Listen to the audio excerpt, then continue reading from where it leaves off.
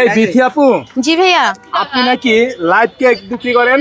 একদম সঠিক। হ্যাঁ হ্যাঁ, আমরা 100 টাকায় লাইফ কেক দেই না আমাদের। হ্যাঁ, আমরা 100 টাকায় লাইফ কেক দেই না আমাদের। সর্বনিম্ন লাইফ কেকের প্রাইস হচ্ছে 250।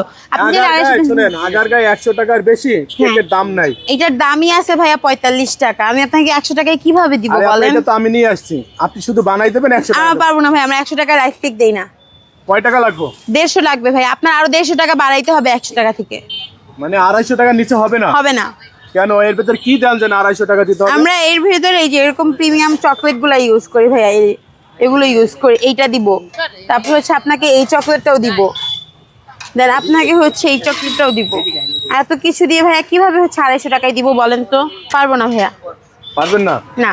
আর আপনি যদি একান্তই জিদ করেন তাহলে অবশ্যই নিতে পারেন। 100 টাকায় একটা আমি দিচ্ছি দাঁড়ান, যেখানে আমার 100 টাকা দিলে লাভই হবে, লস হবে না।